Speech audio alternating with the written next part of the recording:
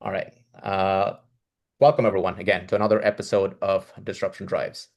I'm joined today by Ganesh Kalpundi. Ganesh is the Chief Strategy Officer at Vontier. Vontier is a $3 billion industrial tech company providing critical technology to the mobility ecosystem. They work across convenience retail, fleet, and repair.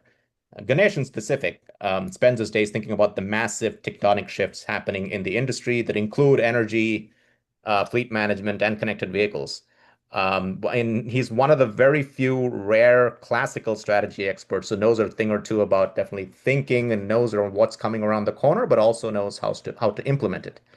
Ganesh, it's really a pleasure having you. Pleasure, Harry. Delighted to join the conversation. Thank you, Ganesh. Let me ask you with, you're very much central to the entire disruption going on in transportation and mobility, but you define this as, a concept of mobility 3.0, and you're going towards mobility 4.0. We talk about industries as a whole, but give us some of that history. What is mobility 1.0? What is 2.0? What's 3 and what's 4? Yeah. No, I think it's a great question. Look, if you think about the classical understanding of Industry 4.0, it's about a new era of connected devices, which brought, transformative changes to manufacturing and supply chain, right? Historically. It helped connect historically separate systems and created significant advancements in productivity, efficiency, and asset management through sensing and automation. Now, the mobility ecosystem, let me first define what we mean by the mobility ecosystem. Really, what we mean is the critical infrastructure that is needed to keep vehicles in operation moving sustainably, safely, frictionlessly, right? This is where vehicles get fuel, where they get charged, where they get washed, where they get serviced, and where they get repaired. And travelers get their essentials, be it food or beverages and other necessities, right? So this mobility ecosystem, this essential infrastructure needed to keep vehicles in operation is in the very early innings of this transformation, right? It's most of these systems have historically been, think of traditional, like, if you go back even, 10, 15 years, you had fuel pumps, you had the retail store, you may have a standalone car wash system, right? None of these spoke to each other. And you have critical environmental systems that are underneath the site, for example, right? What has happened since then is we have started to connect this infrastructure. So when I think about what's happening at these convenience retail sites, you may have a connected dispenser. When you think about fleets, we have introduced telematics into them, right? And so a lot of that has been to move from the standpoint of getting them to it's been a measure towards more efficiency is the way I would put it, right? It's about efficiency and visibility so that you can see how the systems are performing, how this infrastructure is performing. Mobility 4.0 extends this. It's about orchestration. We are moving from simply connectivity to orchestrated mobility. That's the way I would put it, right? Yeah. And what it means is how can I leverage the connectivity, but also additional intelligence to actually, for example, how can I predict charger uptime? How can the car wash diagnose what kind of wash is needed by quickly scanning how dirty the car is and sort of be able to make the decision based using visual AI? How can fleets dynamically route based on the energy type that they're using? Right. So you talk about dynamic route optimization. How can we integrate payment and loyalty experiences directly into the vehicle you're driving? So when you pull up, it knows that Hari showed up. Yeah. Right. And by the time, and it recognizes you automatically, the payment gets processed automatically. Not only that, it also recognizes that Hari likes Coke or a coffee and makes suggestions on, hey, do you want to go pick up coffee through the drive-through as you pull up on it, right? So it's not just about being connected, but also adaptive, intelligent, and anticipatory. That's the frontier where productivity and consumer experience start to multiply. And that's what we're helping transform and move Absolutely. towards. Absolutely. So just summarizing, right? You're going from connectivity, the mobility 3.0's connectivity, which is the capturing of data and building the foundations, to now personalized intelligence almost, to then start providing, basically differentiated experiences at a very granular level. Let me then ask you, with following Vontier, one of your sort of your critical bet really is on the convenience store, the humble convenience store, C-store, of course, the gas station was where they're most common. Why do you see that humble convenience store as the critical enabler of your mission in transport and mobility? Yeah. Look, great question. Interestingly, the humble C store, as we've known it, is no longer so humble. They are becoming essential. Well, first of all, let me back up. When you think about Vontier, Vontier actually plays across three broad customer verticals. Convenience retail is one of them, definitely a big chunk of it. But we also play across fleets and repair solutions. And I'll come to those later. But when you think about convenience retail, it is actually a very vibrant and resilient format. And it's a format that has been evolving significantly, right? First of all, let's define what do we mean by convenience retail. It's really about proximity retail, where you get quick access to essential services. It's speed of service, as it's multi-purpose. You go there to fuel, you go there to get your essentials. You may go there for a car wash, increasingly EV charging. They're characterized by smaller purchase buckets, extend hours, higher frequency of visits, daily, weekly, etc. Right? But probably a little known and what probably people know very little about is nearly 80% of all fuel is bought at a C-store location. Just in the US, there are 150,000 sites, and 33% of all brick and mortar retail locations are convenience retail. 33. Okay, that's okay. I did not. 33%. Okay. And even when we think about how there is energy expansion happening into other fuel sources, nearly 60% of funding, NEVI funding, has gone to C-stores locations. Why? Because one is the idea of proximity. 90% of the US population lives within 10 minutes of a convenience retail location. Yeah. They are considered critical infrastructure. Even during COVID, they were open because if you don't have a place to actually go buy your essentials and to fill up for energy, then you're sort of at a standstill, right? The economy is at a standstill. They're also highly regulated because they need to meet not only environmental conditions, but also they have to maintain, payment compliance because you're processing a lot of transactions through that. And also they also sell a lot of regulated goods like cigarettes and alcohol, right? And the third element, really probably the most important one also is around format innovation. They've constantly innovated their formats. Used to be mechanical pumps sitting at that site. Right.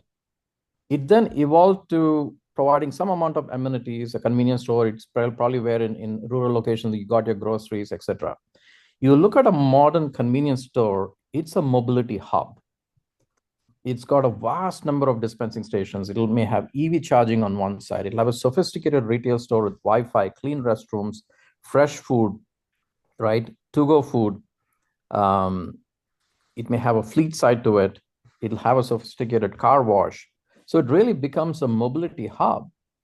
And not just in the US, even across the world. If you go to Europe, in Ireland, people have date nights at convenience retail locations. Well, I think the global standard in convenience stores is Japan. I don't. Yes, if you think about 7-Eleven, right? They are phenomenal. So these sites are becoming truly mobility hubs and experience locations.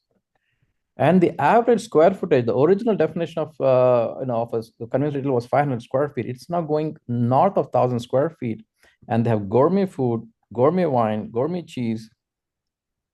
It's where the kids hang out these days for their slushies and other things. So it's become a place, and really at the crux of it all is the key real estate locations that they occupy.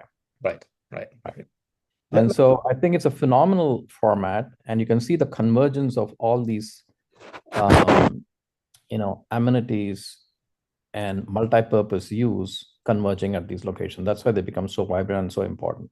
Very fair point. And let me look. The convenience stores. A lot of convenience stores tend to be, at gas stations as well. But in gas stations at this point, right? They sell gas. You're betting on a multi-energy future. Whereas you're not just saying you're working with gas, of course, but you're also building, you're serving electric infrastructure, including hydrogen as well. Do you expect this to be the case? Do you expect that there's industry fragmentation, and then so essentially every C-store and its gas station that it serves is going to have to serve every single type of fuel, Yeah, multiple types of fuel at least? right. So again, let me go back and say that these convenience store locations, which traditionally sold gasoline, are truly transforming, and they need to become more, they will become more multi-energy, and I'll explain why. We like to think and talk in terms of energy expansion, not even energy transition, because energy choices will depend on a number of factors, including affordability and energy security, in addition to sustainability. So those three elements, again, will depend on a number of things, depend on geopolitics, the economics. Look, in places like India, where the highway infrastructure is still growing, these people are adding, gas stations that's still being built out, and they're growing at a 5% CAGR, right? So in addition to this, it will also depend upon the vehicle segments and their duty cycles and economics, right? So you're likely to see a whole spectrum from pure fossil fuels to hybrids to pure EVs for light duty vehicles. And for more commercial heavy duty vehicles, you're likely to see a combination of compressed natural gas, renewable natural gas, hydrogen, and electrification. So this is not going to be a one size fits all, but really bringing together what is the fundamental economics for that vehicle segment, but also paired with elements of policy, incentives, Absolutely. depending on affordability, availability, energy security. There's a number of factors that go into it. You do have two different solutions at different, we have Drive, I don't know, Drive Z for EVs and Angie as well, which is, That's right. And so because of that, how are they different? Yeah. what we have built up is we strongly believe in this multi-energy future. So while we historically had the fueling side of a business, we have since acquired one of the leading EV charging platform providers, Drives, which is a white label charge point management system. So if you think about the large EV networks, Drives is the operating system for them, which allows communication and energy management, etc. We've also built another side of a business, which is called Connect, which is about providing turnkey solutions all the way from hardware to software for convenience retailers. So we have that side of it. And then for the commercial side of the business, we have CNG, RNG, and hydrogen fueling systems. So we have a full portfolio. And by the by, our dispensers are also able to accommodate biodiesels or any kind of mix that is needed. So in that sense, we have tried to cover the gamut based on what the needs may be at the country level, at the operator, at the customer level. We are able to serve those needs because we do believe it's a multi-energy future. I do want to drill on this specifically on the energy, but it's a broader industry level question, right? On the energy, because you're one of the few people who actually can see different energy types. So you mentioned about affordability, and sustainability, and the energy density as well. So where are you seeing the emergent? There's of course the gasoline, which is historically the most energy dense, actually the most affordable, sustainable. There's electricity somewhere in the middle, and then there's hydrogen and the new novel energy type. So where are you? How are these different even in this ranking systems? Where are you seeing that? And of course, you're looking at multi-energy, and for feasibility reasons, they may be in different types of fleet. But how are you reading that market? Because this seems to be one of those markets where people are making a lot of bets with with unclear results. Look, we have modeled this to death based on economics, based on duty cycles, etc. Right? So we believe we believe that nearly 60% of the vehicle park through 2035 will have some form of an ICE engine in it. Okay. Beyond that, for light duty vehicles, I think electrification will see significant penetration. And by electrification, this would be not just pure BEVs, but it could be hybrids, it could be range extenders, it could be a combination of electrified vehicles, right? So I think that is what we see happening on the light duty cycle, simply because of the economics as well as other elements around, range anxiety and other elements playing out over the next decade or so, right? On the commercial vehicles, we don't think hydrogen is a reality for light duty vehicles anytime soon, simply again because of the economics. On the commercial vehicle side, there are strong economic arguments for compressed natural gas and renewable natural gas, as long as the spread with diesel remains better.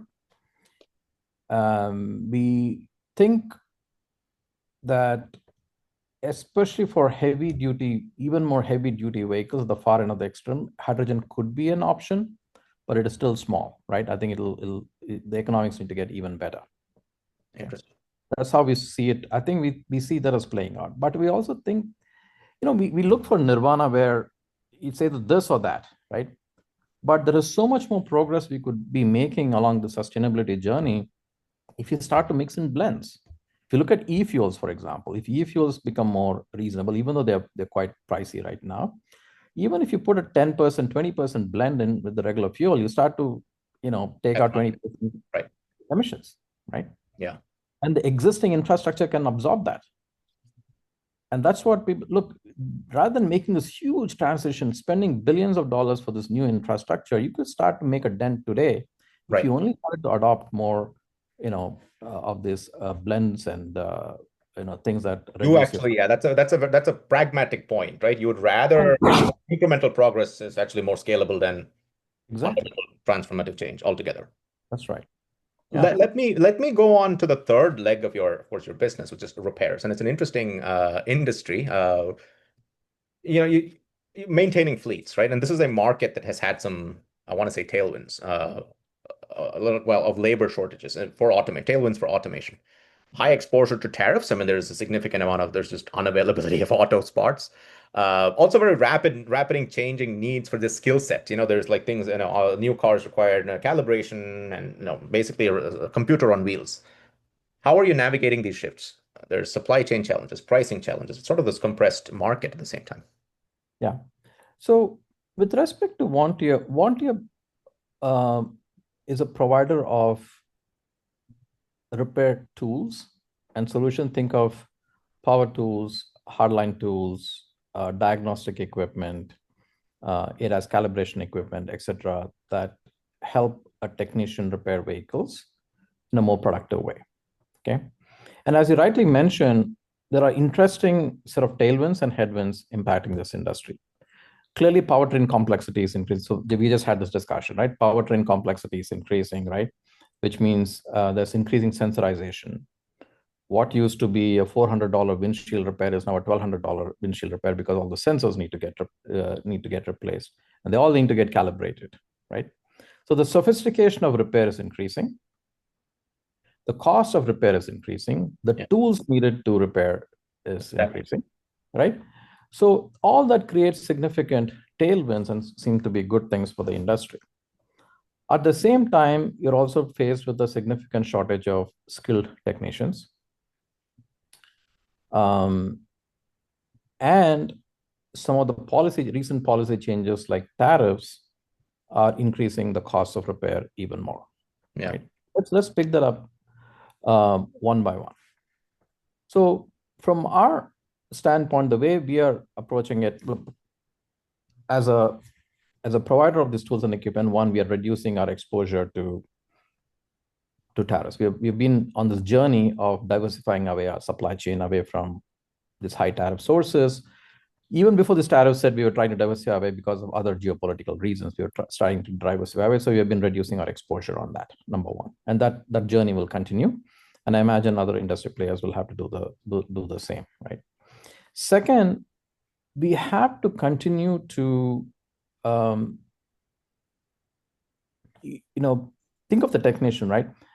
They are facing high inflation environment outside, just for their food, for energy, for their travel, etc. At the same time, they in the US, they own their own tools. So for them to be able to buy these tools, right, it has to become more affordable.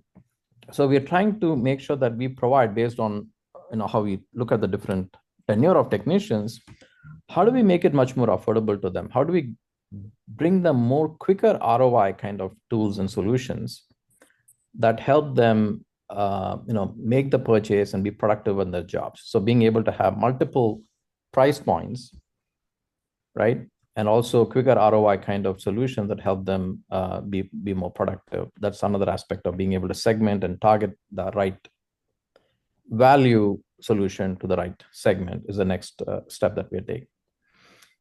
The third thing is around how do you actually nurture and start to help bringing more technicians into the thing. This is where we partner with vocational schools and tech schools, and we are continuing to expand those programs so that you can start to create more,